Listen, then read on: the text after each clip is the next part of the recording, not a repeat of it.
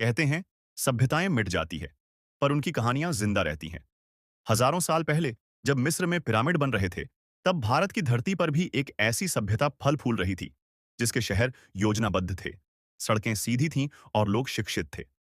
ये थी हड़प्पा सभ्यता, एक ऐसी कहानी जो धूल में दबी रही और जिसे दुनिया ने 1920 में फिर से खोज निकाला।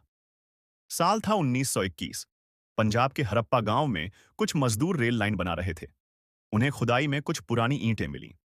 ब्रिटिश पुरातत्वविद दयाराम साहनी ने जब जांच की, तो पाया ये कोई साधारण गांव नहीं, बल्कि हजारों साल पुराना शहर था। अगले साल 1922 में राखालदास बनर्जी ने सिंध के मोहनजोदड़ो में ऐसे ही अवशेष खोजे और फिर शुरू हुई दुनिया की सबसे प्राचीन नगरीय सभ्यता की कहानी। हड़प्पा और मोहनजोदड़ो के शहरों की योजना देखकर आज भी इंजीनियर हैरान रह जाते हैं। शहर ग्रिड सिस्टम पर बने थे, यानी सड़कें एक दूसरे को काटती हुई एकदम सीधी। हर घर में पानी की निकासी के लिए पक्की नालियां थीं, जो मुख्य नालियों से जुड़ी होती थीं। घर पक्की ईंटों से बने थे और सार्वजनिक स्नानागार ग्रेट बाथ तो इतना विशाल था कि उसे आज भी विश्व का पहला स्विमिंग पूल कहा जाता है। हड़प्पा के लोग मेहनती और कुशल थे। वे खेती करते थे, गेहूं, जौ, तिल और कपास उगाते थे। दरअसल कपास की खेती सबसे पहले हड़प्पा वासियों ने ही शुरू की थी। उनका व्यापार मेसोपोटामिया, आज का इराक, तक फैला था। वो तौल तराजू से व्यापार करते थे और सील, मुहरें पर अपने नाम या प्रतीक उकेरते थे। हस्तकला में भी वे निपुण थे। मिट्टी के खिलौने, सोने चांदी के आभूषण और कांस्य की मूर्तियां इसका प्रमाण है। हड़प्पा के लोग प्रकृति से जुड़े थे। वे मातृ देवी की पूजा करते थे, जो उर्वरता और जीवन की प्रतीक मानी जाती थी।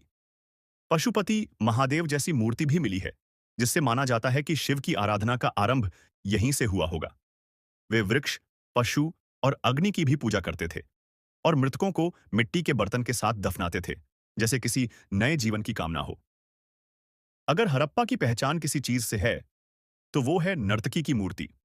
कांसे से बनी वह नन्ही सी मूर्ति आज भी जीवन का एहसास कराती है। लोग संगीत और नृत्य से परिचित थे। वे सुंदर मिट्टी के बर्तन बनाते थे, जिन पर आकर्षक डिजाइन और रंगों का प्रयोग किया जाता था। हड़प्पा वासियों की अपनी लिपि थी, जिसमें लगभग 400 चिन्ह पाए गए हैं, पर आज तक कोई इस लिपि को पढ़ नहीं पाया। शायद जब वो रहस्य खुलेगा, तो हड़प्पा की और भी बातें हमें समझ आएंगी। हड़प्पा सभ्यता क्यों खत्म हुई, इसका कोई निश्चित जवाब नहीं है, पर इतिहासकारों के अनुसार बाढ़, भूकंप, जलवायु परिवर्तन या आर्यों का आक्रमण इसके कारण हो सकते हैं। नदियों का रास्ता बदल गया, खेती खत्म हो गई और लोग धीरे धीरे इन शहरों को छोड़कर चले गए। हड़प्पा सभ्यता भले ही मिट्टी में दफन हो गई, पर उसने भारत को बहुत कुछ दिया। साफ सुथरे शहरों का विचार, संगठित समाज की नींव और प्रकृति से जुड़ी जीवन शैली। आज जब हम योजनाबद्ध शहरों की बात करते हैं, तो कहीं ना कहीं हड़प्पा की याद जरूर आती है। हड़प्पा सिर्फ एक सभ्यता नहीं, बल्कि हमारे अतीत की आवाज है, जो हमें बताती है कि इंसान कितनी दूर जा सकता है, अगर वो मिलजुल कर जिए, सीखे और सृजन करे।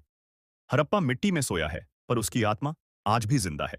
आज के वीडियो को यहीं पर समाप्त करते हैं। अगर वीडियो अच्छी लगी तो वीडियो को लाइक करके चैनल को सब्सक्राइब जरूर करें।